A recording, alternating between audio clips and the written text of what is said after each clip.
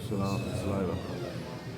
الله والحمد لله والصلاة والسلام على رسول الله وعلى آله وصحبه ومن والاه وبعد.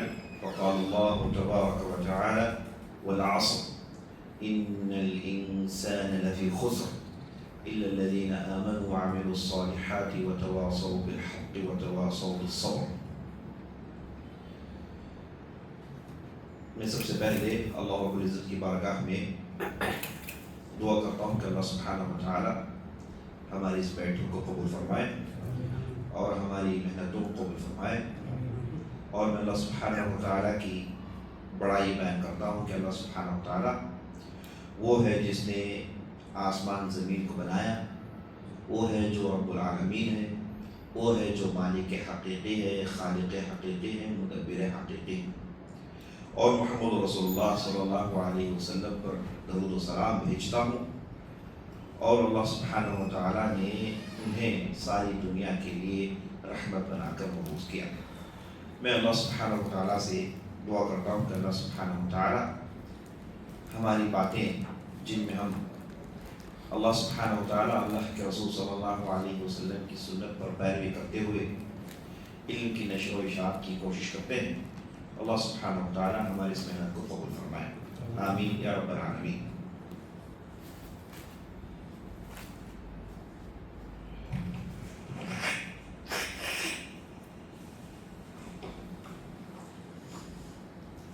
عزیز ساتھیوں،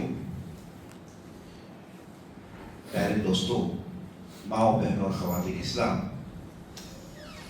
یہ جو مجلس ہے جس میں آپ تشریف فرما ہیں، اس میں ہم ہمارے دین کی بہت ہی بنیادی باتوں کو سننے سنانے کے لیے قائم کیا ہے.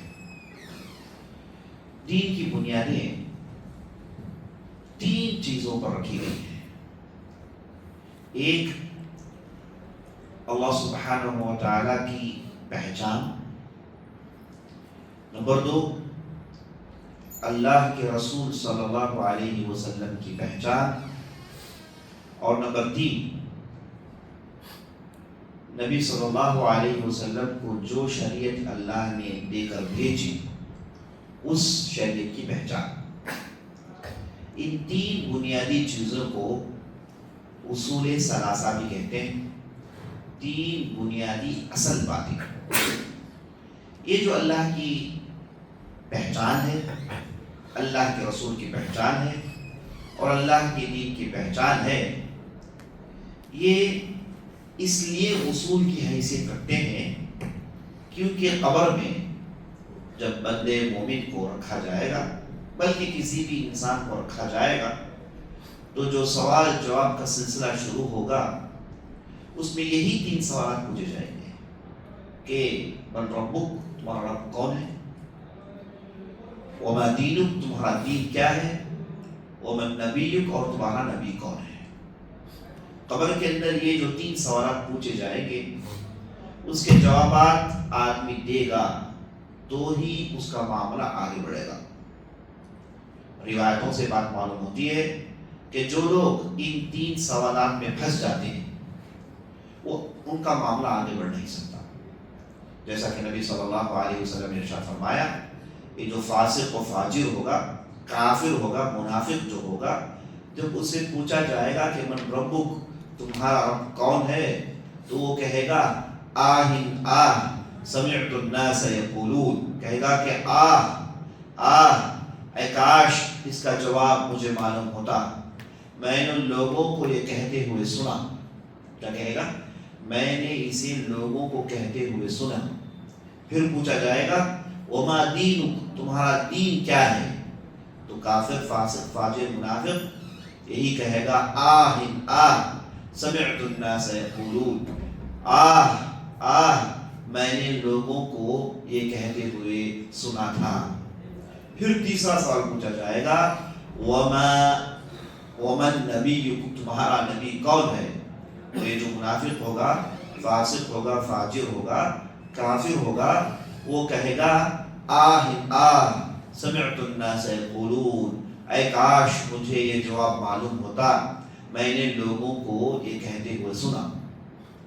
جب وہ تینوں سوالات کے جوابات نہیں دے گا تو اسے نعوذ باللہ اس کے قبر کو جہنم کے گڈھوں میں سے گڈھا بنا دیا جائے گا، اور جہنم کو اس پر کھول دیا جائے گا، جہاں سے زہریلے ہوائیں آ رہی ہوں گی اور جہاں سے مختلف چیخ و پکار آ رہے ہوں گے، جس کی وجہ سے یہ جو صاحب قبر میں ہے یہ صاحب کو انتہائی اذیت ہوگی، انتہائی اذیت ہوگی، اور وہ چیخ چیخ کر کہیں گے رب اقم الساعہ، رب اقم الساعہ، اے اللہ قیامت قائم کر دیجیے، اے اللہ قیامت قائم کر دیجیے، کیونکہ اس کی یہ امید ہوگی کہ اب تو میں عذاب میں پھنس چکا ہوں، اب تو میری قبر جہنم کا گڈھا بن چکی ہے۔ اسے یہ امید لاحق ہوگی کہ کہیں قیامت قائم ہو تو اس کے لیے نجات کی راستہ بن جائے گا، اس کے لیے نجات کی راہ نکل آئے گی۔ یہ سوچ کے کہے گا کہ اے اللہ قیامت قائم کر دیجیے، اے اللہ قیامت قائم کر دیجیے۔ اس کے برعکس مومن جب اسے پوچھا جائے گا من ربک، تمہارا رب کون ہے، تو وہ کہے گا ربی اللہ، میرا رب تو میرا اللہ ہے۔ اس کے بعد جب اسے پوچھا جائے گا وما دینک، تمہارا دین کیا ہے، تو وہ کہے گا دینی الاسلام، میرا دین تو اسلام ہے۔ اور جب اسے پوچھا جائے گا کہ تمہارا نبی کون ہے، تو وہ بڑے آرام سے کہے گا کہ میرا نبی محمد رسول اللہ صلی اللہ علیہ وسلم ہے۔ تو یہ تین جوابات جب تک قبر میں وہ آدمی جسے پوچھا جا رہا ہے وہ جواب نہیں دے گا تو معاملات آگے نہیں بڑھیں گے۔ تو جب مومن ان تین سوالات کے جوابات دے دے گا تو اس کے لیے جنت کے دروازے کھول دیے جائیں گے، اور اس کی قبر کو جنت کے باغیچوں میں سے ایک باغیچہ بنا دیا جائے گا، جہاں پر اسے ٹھنڈی ہوائیں آ رہی ہوں گی، بڑے چین و اطمینان سے ان ہواؤں کو کھا رہا ہوگا، اور اس کے بعد وہ بھی کہے گا رب اقم الساعہ، رب اقم الساعہ، اے اللہ قیامت قائم کر دیجیے، اے اللہ قیامت قائم کر دیجیے۔ اہل علم نے کہا کہ یہ کیوں کہے گا جبکہ اس کے لیے جنت کی ہوائیں آ رہی ہیں، بڑا اطمینان و چین و سکون سے ہوگا؟ تو جواب میں یہ کہا گیا کہ وہ اس لیے کہے گا کہ جب قبر میں اس کے تین سوالات کے جوابات دے دیے تو اس کے لیے اتنی ساری نعمتیں میسر آ رہی ہیں، تو جب قیامت قائم ہوگا تو کیسی کیسی نعمتیں اسے میسر آئیں گی، کن کن نعمتوں سے لطف اندوز ہوگا، اور قیامت کے دن کتنا اطمینان چین و سکون ہوگا، کتنی خوشی ہوگی۔ ان چیزوں کو سوچ کر یہ بھی کہے گا کہ اے اللہ قیامت قائم کر دیجیے، اے اللہ قیامت قائم کر دیجیے۔ تو ساتھیوں اس حدیث کے روح سے بات معلوم ہوئی کہ تین بنیادی سوالات ہیں جو قبر میں پوچھے جانے والے ہیں، اور جو آدمی اپنی زندگی من مانے ڈھنگ میں بتاتا ہے، جو چیز جیسے چاہے آئی اس پر اس نے زندگی گزاری، اور اس نے نہ اللہ کے دین کے لیے کچھ اہمیت دی، نہ وہ اللہ کے رسول کی پیروی کرنے کی کوشش کی، نہ اللہ کے اس دین کے لیے اس نے کچھ کیا، اس کا اہتمام برتا، اس کے لیے اللہ کے لیے اس نے اس کے دین کے لیے قربانیاں دی یا پھر اس کی محنت کی، کچھ بھی نہیں کیا، تو یاد رکھیں قبر میں وہ ان سوالات میں پھنس جائے گا۔ ان سوالات کے جوابات حالانکہ آسان ہیں، لیکن قبر میں منکر نکیر فرشتوں کے سامنے جوابات زبان میں نہیں آئیں گے، وہ اس وجہ سے کہ جوابات قبر میں آئیں گے آدمی کے عمل کے مطابق۔ زمین میں اس نے جو قبر میں کہہ رہا ہے کہ میرا رب اللہ ہے، کیا اس نے زمین میں واقعی اس کے رب کو اللہ اس نے مانا، اللہ ہی کی عبادت کی، کسی اور کے سامنے سجدہ تو نہیں کیا، کسی اور کا اپنا رب تو نہیں مانا، یا پھر جیسے اللہ سے ڈرتا ہے ویسے کسی اور سے تو نہیں ڈرا، جیسے اللہ سے مانگتا ہے ویسے کسی اور سے تو نہیں مانگا، جیسے اللہ سے محبت کرتا ہے ویسے کسی اور سے محبت تو نہیں کیا، تو اللہ کو اس نے سب سے بڑا مقام دیا کہ نہیں دیا؟ اگر دیا ہے تو قبر میں جوابات ممکن ہیں۔ کیا اس نے اللہ کے دین کے لیے قربانیاں دی؟ اللہ کے دین پر چلنے کے لیے اس نے ساری دنیا کو بالائے طاقت رکھا، ساری دنیا روٹ جائے لیکن اللہ کے اس دین پر میں قائم رہوں گا، چاہے دنیا جو بھی بولے، میں اللہ کے دین کو نہیں چھوڑوں گا۔ کیا زمین میں اس کے دل میں جذبہ تھا؟ کیا اس کے اندر ایک قربانی کا جذبہ تھا؟ کیا اس کے اندر یہ غیرت بیدار تھی؟ اگر تھی تو قبر کے اندر جوابات دے سکتا ہے، اگر نہیں تھی تو جوابات نہیں دے سکتا۔ اور تیسرے سوال میں کہ تمہارا نبی کون ہے، زبان میں محمد رسول اللہ اس وقت آئے گا جب اس نے زمین میں محمد رسول اللہ کی اتباع کی، نبی صلی اللہ علیہ وسلم کے بتائے ہوئے راستے پر چلا، نبی صلی اللہ علیہ وسلم کو من و ان فالو کرنے کی کوشش کی۔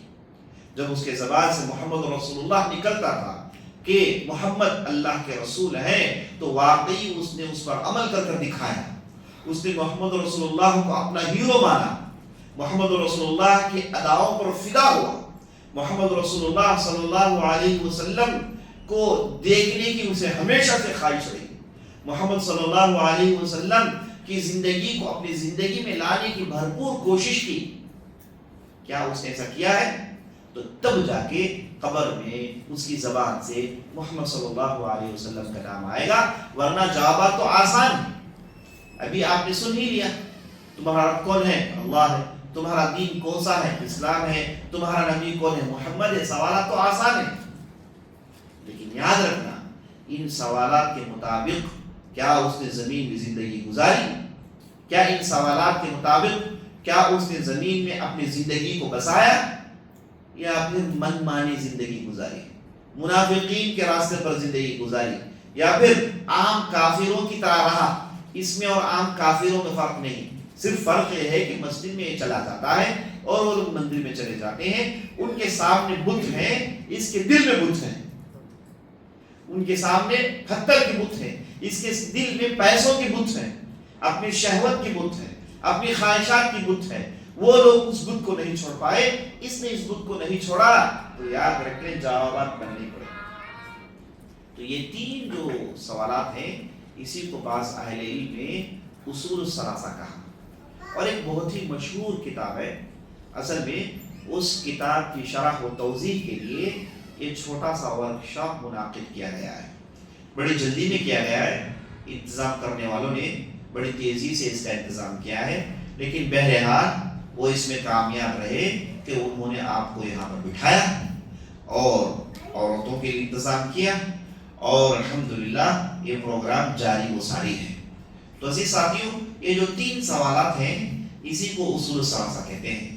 ایک بہت ہی پیاری اور مشہور کتاب ہے جس کا ٹائٹل بھی الاصول الثلاثہ ہے، یعنی تین بنیادی سوالات، یا پھر تین بنیادیں، یا پھر تین اصل باتیں، یہ کتاب کا معنی ہے۔ تو ایک کتاب میں بہت ہی بنیادی چیزوں کو سمجھایا گیا ہے، انہی چیزوں کو لے کر ہم اس جو پروگرام کو، اس نشست کو آگے بڑھانے والے ہیں۔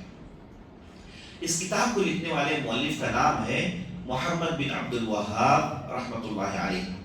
انہوں نے اس کتاب کو اس معاشرے کے لیے لکھا جس معاشرے میں لوگوں نے اسلام کو بھلا دیا، لوگوں نے اللہ کے رسول کی سنت کو بھلا دیا، لوگوں نے اسلام کی بنیادوں کو بھلا دیا، بلکہ اسلام کے نام پر وہ کچھ اور ہی کر رہے تھے، محمد صلی اللہ علیہ وسلم کی محبت کے نام پر کچھ اور ہی کر رہے تھے، اللہ کو رب کے حیثیت سے مانتے تھے، اللہ کو اللہ کی حیثیت سے نہیں مانتے تھے، اس لیے ڈھیر ساری عبادتیں کسی اور کو بھی کیا کرتے تھے، کسی اور کو بھی عبادتوں میں شامل کیا کرتے تھے۔ اس معاشرے کے لیے انہوں نے اس چھوٹی سی پیاری کتاب کو لکھا تاکہ لوگوں کو معلوم ہو جائے کہ یہ جو بنیادی چیزیں ہیں یہ کیا ہیں۔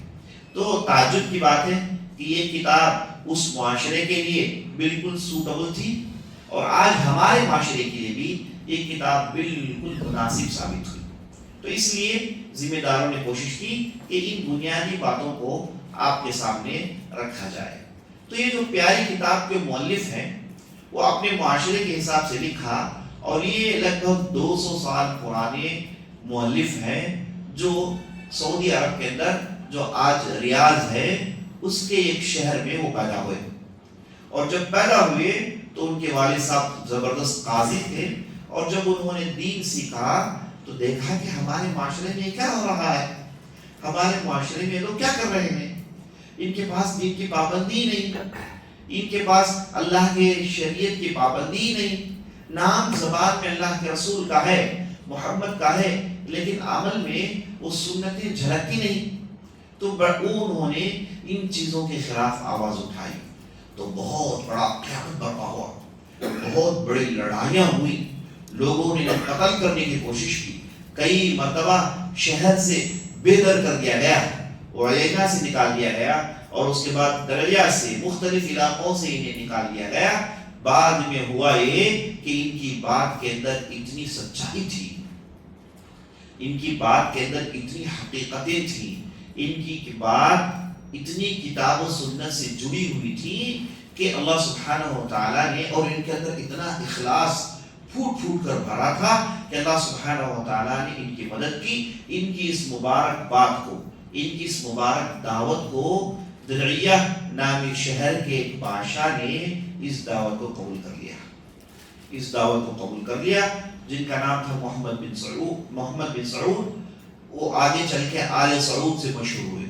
تو ایک طرف محمد بن عبد الوہاب اور ایک طرف محمد بن سعود، ان دونوں نے مل کر اللہ کے اس سچے دین کو، اللہ کے اس سچے دین کو اپنی صحیح شکل میں لوگوں تک پہنچائیں۔ اس کی لوگوں نے محنت کی، اس کی لوگوں نے محنت کی، تو الحمدللہ یہ محنت اتنی کامیاب ہوئی کہ آج ہم دیکھتے ہیں عرب دنیا میں چاروں طرف لوگوں کے پاس اس دین کی بیداری کو ہم دیکھتے ہیں، چاروں طرف لوگوں کے پاس نماز کی پابندی دیکھتے ہیں، چاروں طرف ہم دیکھتے ہیں کہ لوگ نبی صلی اللہ علیہ وسلم کے سچے پیرو بنے ہوئے ہیں۔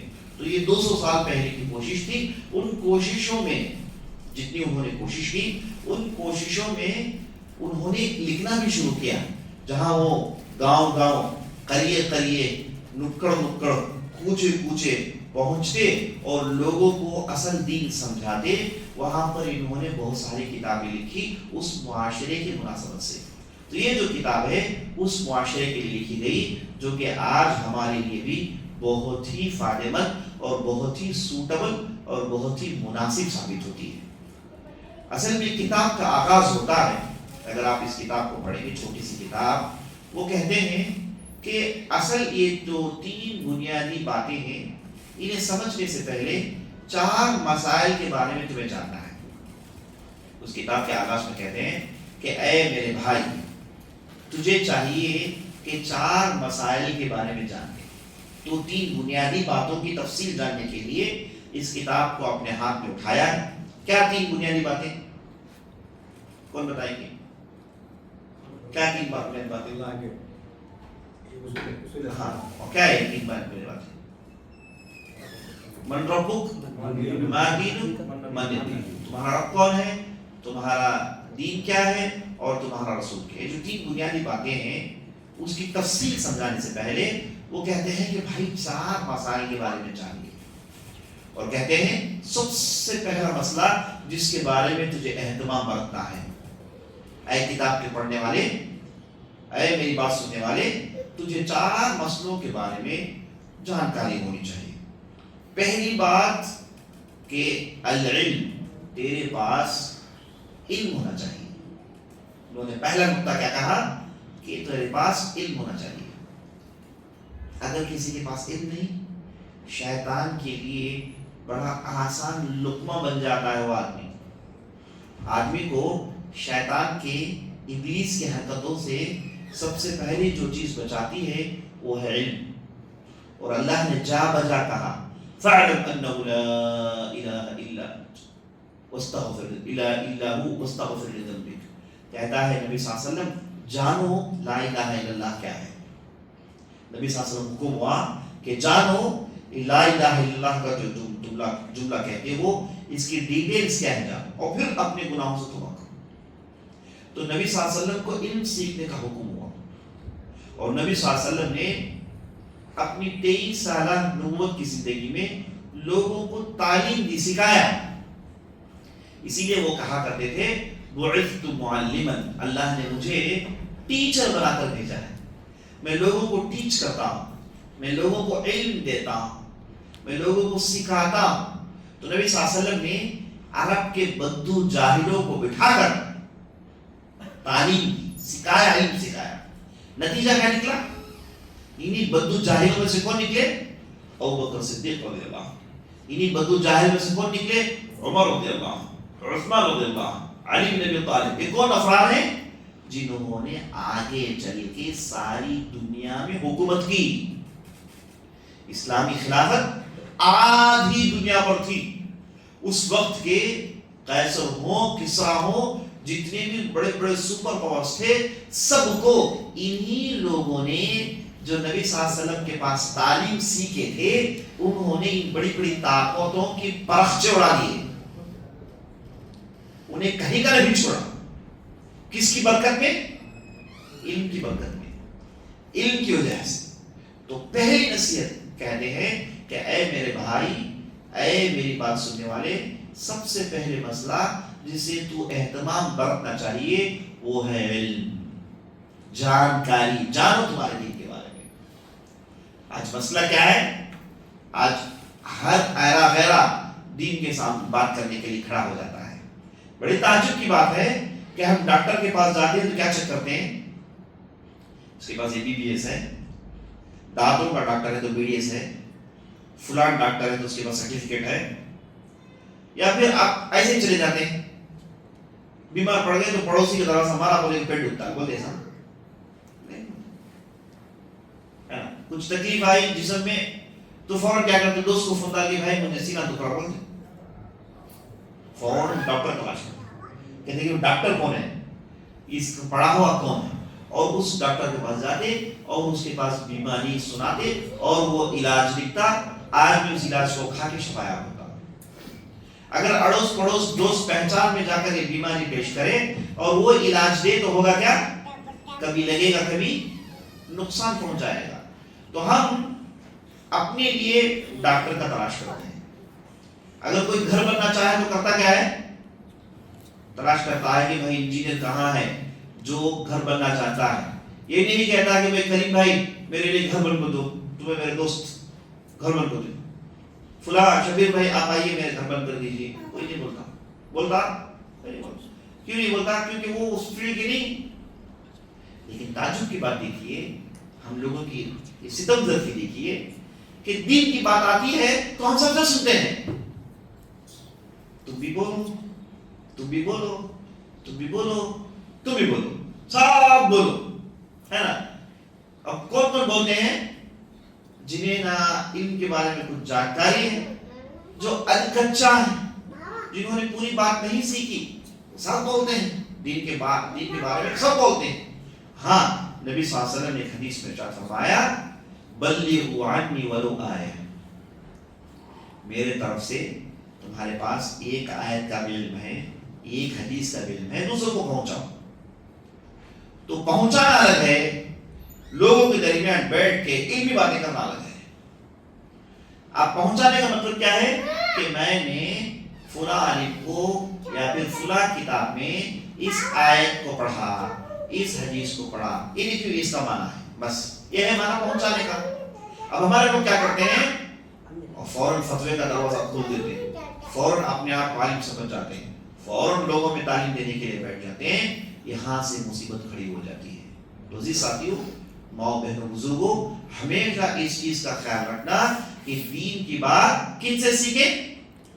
جیسے آپ ڈاکٹر کے پاس جاتے ہیں علاج کے لیے، انجینئر کے پاس جاتے ہیں گھر بننے کے لیے، دوسرے معاملات میں جاتے ہیں اس کے ماہروں کے پاس. تو دین کے لیے دین کے ماہروں کے پاس جائیے، جو دین سیکھ کر آتے ہیں اہل علم، ان کے پاس جائیے اور ان سے دین سیکھیے.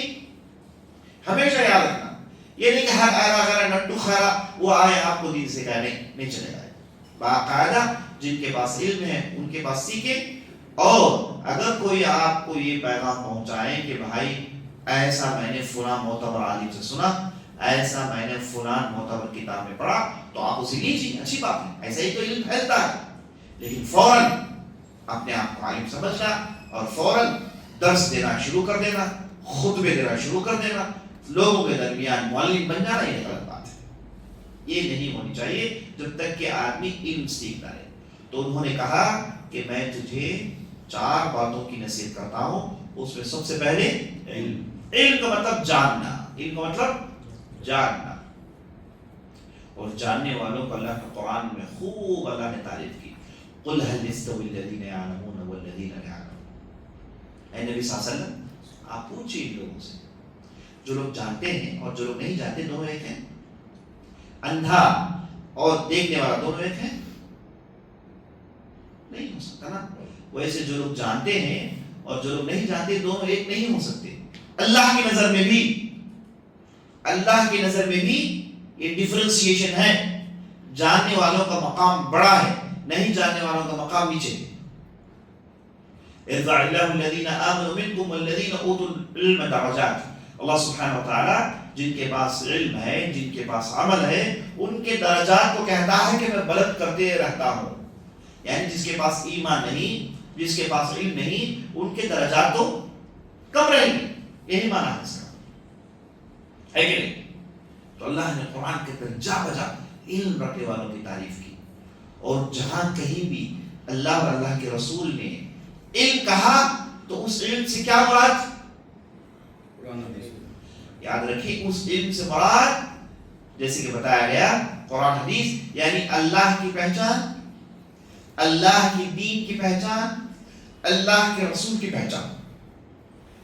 جہاں کبھی قرآن حدیث میں یہ کہا گیا کہ بھائی علم رکھنے والے، علم کی فوقیت، علم کی بڑھوتری، علم سیکھیں، علم جانے، تو جہاں کہیں بھی علم کو لے کر تعریف کی گئی، علم کو لے کر اللہ نے بڑھا کر بیان کیا، تو اس علم سے مراد کیا ہے؟ ڈاکٹری بھی تو علم ہے، انجینئرنگ تو علم ہے، دوسرے مختلف دنیا میں سائنس ہے، مختلف آرٹس ہے، مختلف نالج ہے۔ کیا یہ سارے نالج اس میں داخل ہیں؟ جواب نہیں۔ جواب یہ کہ علم سے مراد جس کی تعریف اللہ اور اللہ کے رسول نے کی، اس سے مراد اللہ کی پہچان، اللہ کے رسول کی پہچان، اللہ کے دین کی پہچان۔ یہ تین کیا ہے؟ یہی ہیں جو قبر میں پوچھے جائیں گے۔ قبر میں آپ کو بچانے والی یہی تین ہیں، ان کا علم سیکھنا، یہی اصل علم ہے، یہی اصل علم ہے۔ اب ہر آدمی کچھ نہ کچھ جانتا ہے، کوئی پکانے جانتا ہے، کوئی کپڑے سینے جانتا ہے، کوئی گاڑی چلانے جانتا ہے، کوئی کھانے جانتا ہے، کوئی سونے، کچھ نہ کچھ انسان جانتا ہے نا، ایسا بھی تو نہیں، کچھ نہ کچھ تو جانتا ہے، لیکن وہ جانکاری جس کی ضرورت ہے، جس کے لیے اللہ نے اسے انسان بنا کر دنیا میں بھیجا، اور اس کے بارے میں قیامت کے دن پوچھا جائے گا۔ قبر کی زندگی ہے، اس کے بعد قیامت کی زندگی ہے۔ اللہ نے دنیا میں کھیل کود کے لیے تو نہیں پیدا کیا نا، اللہ نے دنیا میں پیدا کرنے کا مقصد کیا بتایا؟ اللہ نے قرآن میں کہا وَمَا خَلَقْتُ الْجِنَّ وَالْإِنسَ إِلَّا لِيَعْبُدُونِ، میں نے جن اور انسان کو پیدا کیا کس کے لیے؟ میری عبادت کے لیے، میری توحید بیان کرنے کے لیے، میری توحید پر عمل کرنے کے لیے۔ تو انسان کی خلقت کا مقصد یہ ہے نا؟ تو یہ جو انسان کی خلقت کا مقصد ہے، اس کے بارے میں جانکاری رکھنا یہ سب سے اشد ضرورت ہے، سب سے اشد ضرورت ہے، سب سے زیادہ اس کی ضرورت ہے۔ تو کہتے ہیں کہ 4 مسائل۔ سب سے پہلا مسئلہ کیا ہے کہ آپ اللہ کے دین کے، اللہ کے پہچان، اللہ کے دین کی پہچان، اللہ کے رسول کی پہچان، اس کے بارے میں جانکاری حاصل کرو، یہ مسئلہ یاد رکھو، اس کا اہتمام کرو۔ اس کے بعد کہتے ہیں والعمل به، جب آپ نے جان لیا، جاننے کے بعد کیا کریں؟ جاننے کے بعد انسان کیا کرنا چاہیے؟ شیطان بھی جانتا ہے، ابلیس جانتا ہے، اس کے پاس بھی ڈھیر سارے معلومات ہیں، وہ بھی تو جانکاری رکھتا ہے، اور اس نے اللہ سے چیلنج بھی کیا تھا نا، خلقتنی من نار وخلقتہ من طین، تو نے مجھے آگ سے بنایا، اسے مٹی سے بنایا، میں اس سے بڑا ہوں، وہ مجھ سے چھوٹا ہے۔ اللہ سے اس نے بحث بھی کی، اور اس کے پوائنٹ کو اللہ نے سنا بھی، لیکن اس کی تکبری کو قبول اللہ نے کیا۔ حکم ہونے کے بعد تمہارا علم ہٹاؤ، حکم ہونے کے بعد عمل کرو اس پر۔ شیطان کے پاس بھی معلومات ہیں، لیکن یاد رکھیں جو عمل کرتا ہے وہی شیطانیت سے بچ سکتا ہے۔ جانکاری ہے اس کا عمل ہونا چاہیے۔ میں جانتا ہوں کہ اللہ ہی ہے جو سارے عالم کا رب ہے، تو پھر آپ عمل کریے، اسی کو بلائیے، آپ کے حاجات کو پوری کرنے والا وہی تو ہے. اللہ نے قرآن میں ارشاد فرمایا الیس اللہ بکاف عبدا، بندوں کی ضرورت پوری کرنے کے لیے، بندوں کی حاجات پوری کرنے کے لیے اللہ بس نہیں. ایسا اللہ جس نے آسمان کو بغیر ستون کے کھڑا کیا ہے، ایسا اللہ جس نے ساتوں زمین کو بنایا ہے، ایسا خالق جس کی خلقت کو آج تک لوگ پڑھ کے ان کی زندگیاں ختم ہو گئی، اب تک وہ پہچان نہیں پائے کہ اللہ کی طاقت کیا ہے. اللہ اکبر، سبحان اللہ. وہ جو کالے چٹان میں رینگتی ہوئی کالی چونٹی کے دل میں کیا جاننے والا. اللہ اکبر، سبحان اللہ. وہ جس نے اس سورج کو بنایا، اس چاند کو بنایا، ان سیاروں کو بنایا. آج کی سائنس جتنا وہ ریسرچ کرتی ہے اتنا وہ پاگل بنتی جا رہی ہے کہ یہ کیسی مخلوقات ہیں جو آسمان میں بنائی گئی ہیں. کہتے ہیں کہ اس زمین سے 1000 گنا بڑا یہ آپ کا سورج ہے. کتنے گنا؟ 1000 گنا بڑا ہے. اور اس زمین جیسی کروڑہا، 1000 نہیں بول رہا میں، کروڑہا زمینیں ہیں جو آسمان میں سیر کر رہی ہیں. عجیب مخلوقات. اب اس دنیا کے باہر چھوڑیے، دنیا کے اندر دیکھیے نا کیسے بارش برستی ہے. آپ پانی سٹتے ہیں تو پانی پورا گرتا ہے، جو بارش گرتی ہے تو بوند گرتا ہے، ایک ایک بوند. کیسے سوچا کبھی آپ پانی ڈالیں تو پانی کیسے گرے گا؟ لیکن آسمان سے پانی گر رہا ہے تو بوندن باندھی ہوتی ہے نا. کیسے؟ سبحان اللہ. یہ ابر کیسے آتا ہے اور کیسے پانی برساتا ہے؟ عجیب. اور اس زمین میں دیکھتے ہیں کہ اللہ نے کتنی خوبصورت زمین بنائی. جہاں بجا نہریں اللہ نے بنائی، جہاں بجا اللہ نے پہاڑ بنائے، اور ان پانی کو روکنے کا اللہ نے انتظام کیا. عجیب. سرخ زمین ہے، چٹیل زمین ہے، اس میں سے ہرا پودا کیسے نکل آتا ہے. اللہ اکبر. اللہ کہتا ہے الیس اللہ بکاف عبدا، یعنی بندوں کی ضرورت پوری کرنے کے لیے یہ اللہ تمہارے لیے کافی نہیں، جس کی یہ تعریف ہے، جس کی یہ مخلوقات ہیں. تمہارے مسائل کیا ہیں؟ تمہاری تکلیفیں کیا ہیں؟ ایسے خالق کے سامنے جو ساری چیزوں کو بنایا ہے. بیوقوف ہے انسان وہ جو یہ ساری طاقتوں کو دیکھ کر پھر کہتا ہے کہ اللہ سے مانگیں گے تو فوراً رزلٹ نہیں آئے گا، میری مصیبت فوراً ٹلنی ہے، میری پریشانیاں فوراً ختم ہونی ہیں، تو کیا کروں؟ جاتا ہے غیر اللہ کے پاس اور وہاں پر چادر پھیلاتا ہے بغیر کسی شرم کے، بغیر کسی حیا کے. یہ اللہ جس نے ساری دنیا کو بنایا ہے، ہر چیز کے کھانے پینے کا انتظام کرتا ہے. آپ نے دیکھا سمندر میں کتنی مچھلیاں ہیں؟ سمندر میں ایک مچھلی ہے جسے ویل کہتے ہیں، بلو ویل.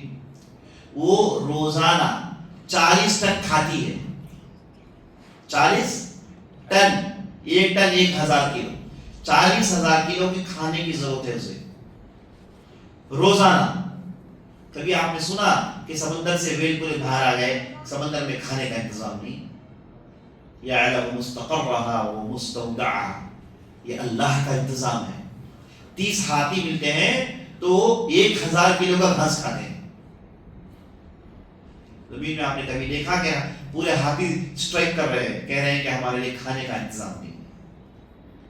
اللہ نے کھلاتا ہے. اب یہ انسان ہے جو اللہ نے ایسا عقل دی اور اللہ نے اس کی ذمہ داری اس کے ہاتھ دے دی کہ بھائی تو چل، تو کما، تو حلال کما کے کھانے کی کوشش کر، تو اس میں پاس ہو جائے گا. تیرے لیے میں جنت رکھا ہوں جو اس دنیا کے 10 دنیا کے برابر ہے. اس دنیا کے 10 دنیا کے برابر ہے، جو ادنا جنتی کو اللہ سبحانہ و تعالیٰ بدلہ دینے والا ہے. تو اللہ سبحانہ و تعالیٰ ان ساری چیزوں کی ضروریات پوری کرتا ہے، ہماری پریشانیوں کو پوری نہیں کرے گا. بیماری ہے، اللہ میری بیماری سے مجھے بچا، کیا اللہ نہیں بچا سکتا؟ جس نے ایک سب کو بنایا ہے. آپ کو خود نہیں معلوم آپ کا جسم کیسے کام کرتا ہے. آپ کا دل 1 منٹ میں 72 مرتبہ 72 ٹائمز بھڑکتا ہے. کون بھڑکاتا ہے اسے؟ آپ کے جسم میں پتا ہے کیسے خون دوڑتا ہے، آپ کو پتا ہے کہ کیسے آپ کے پھیپھڑے کام کرتے ہیں، آپ کو پتا ہے کہ کیسے ہضم ہوتا ہے. کھانا تھوڑا بھی ہضم نہ ہو تو رات بھر نیند نہیں آتی ہے کہ نہیں؟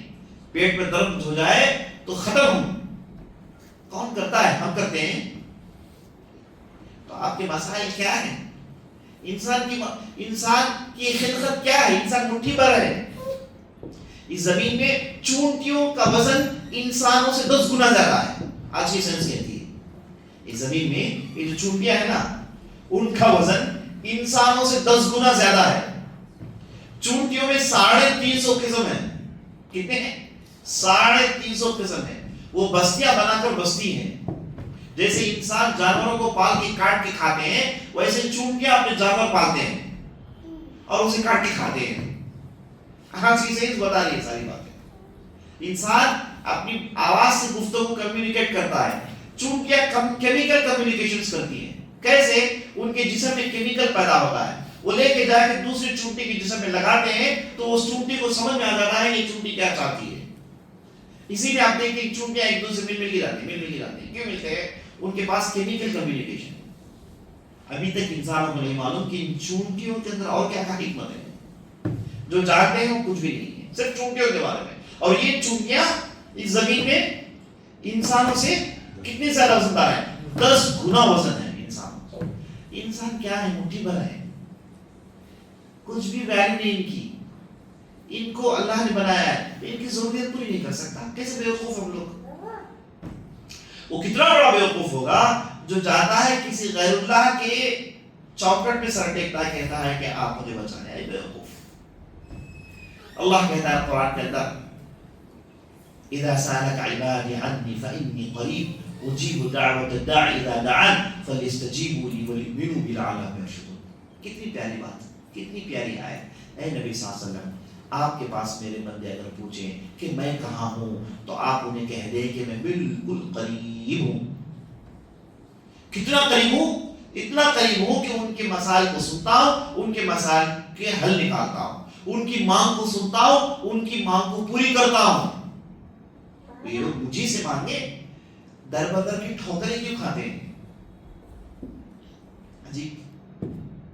الیس اللہ بکاف عبدہ، کیا اللہ بندوں کے لیے کافی نہیں؟ کیا وہ ہماری ضرورت پوری نہیں کر سکتی؟ اللہ اکبر۔ تو میں بتا رہا تھا دوسری بات یہ ہے کہ آپ جب جان گئے تو اس جانکاری پر عمل کریے نا۔ آپ نے جان لیا کہ اللہ ہی کی سب سے بڑی طاقت ہے تو عمل کریے، اسی سے مانگیے، کسی اور سے مت مانگیے۔ اسی سے مانگے، وہ چاہتا ہے کہ آپ اسی سے مانگے، کسی اور سے نہ مانگے۔ وَمَن يُشْرِكْ بِاللَّهِ فَقَدْ حَرَّمَ اللَّهُ عَلَيْهِ الْجَنَّةَ۔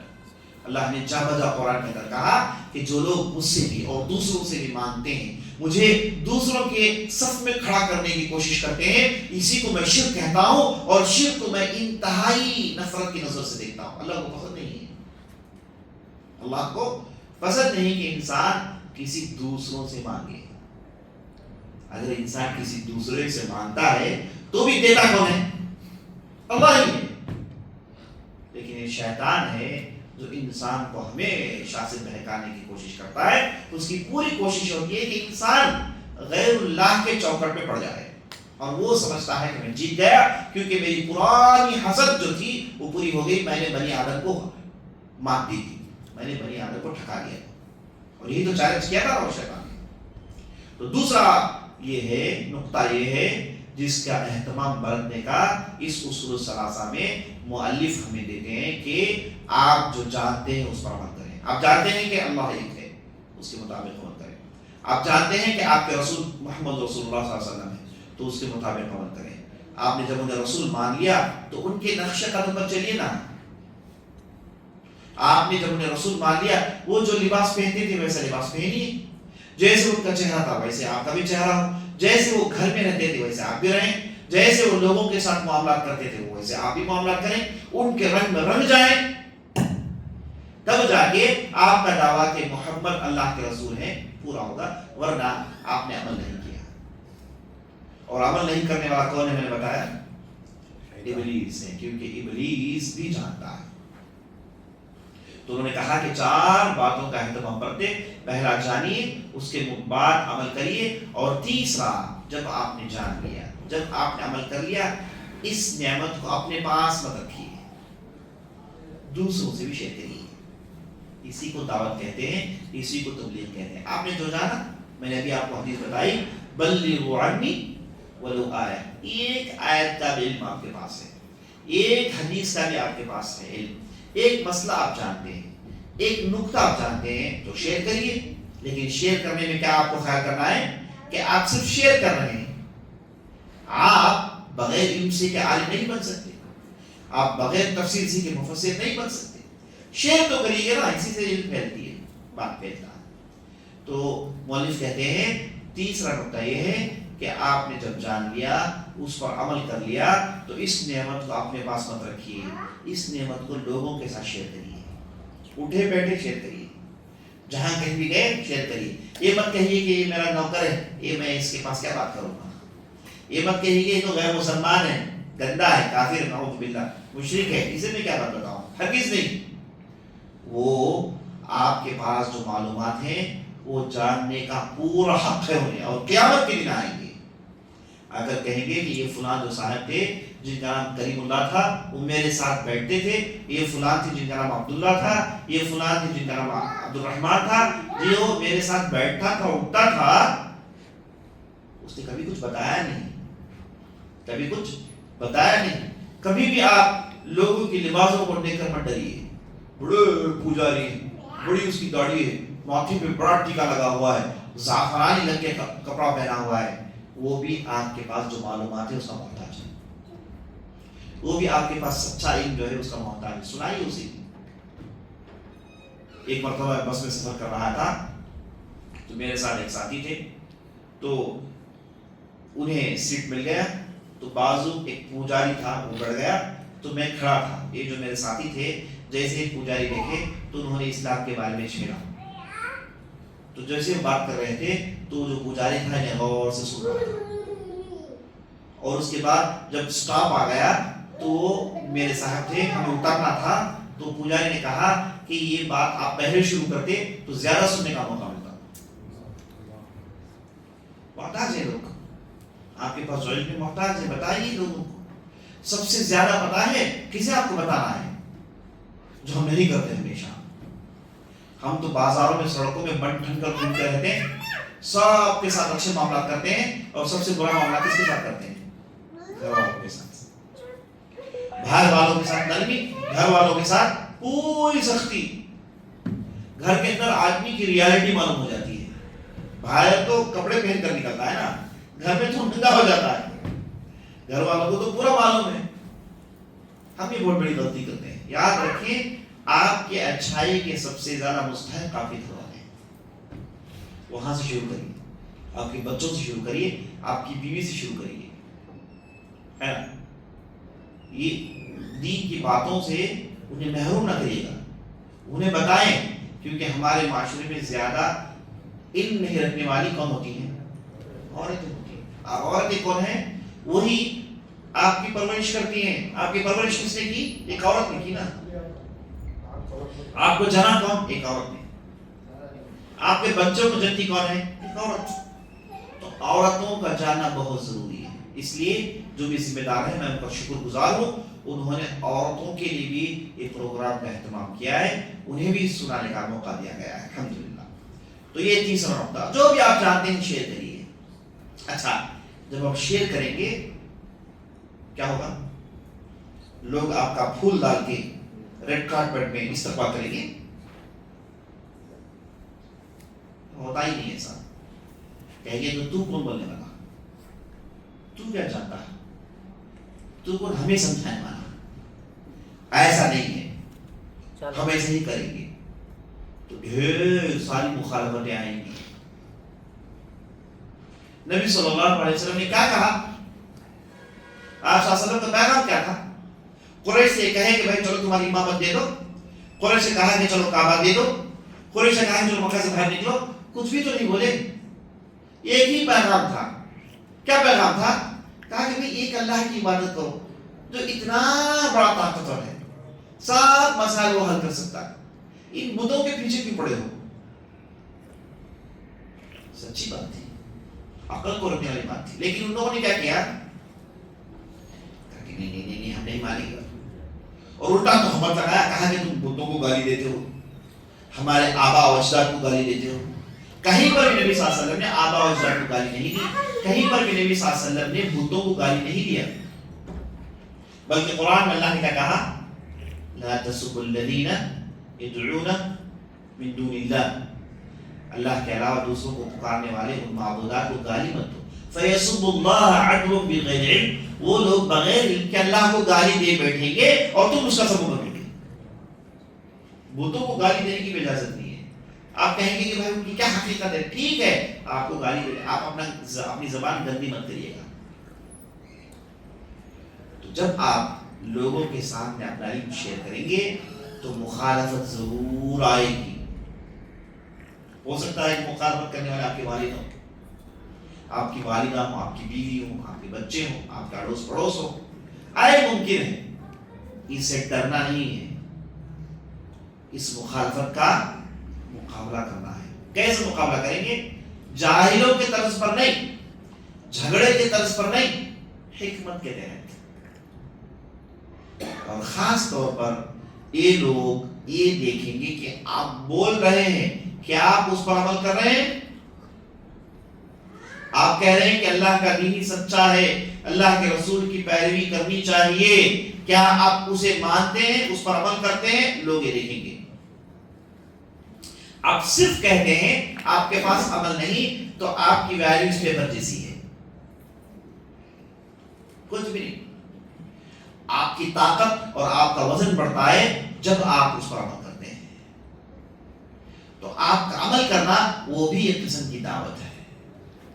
تو یہ 4 نقطوں پر مؤلف نے پہلا پیغام دیا, کہا کہ 3 بنیادی باتوں کو اس کی تفصیل جاننے سے پہلے یہ 4 مسائل کے بارے میں جانیں. کیا مسئلہ ہے؟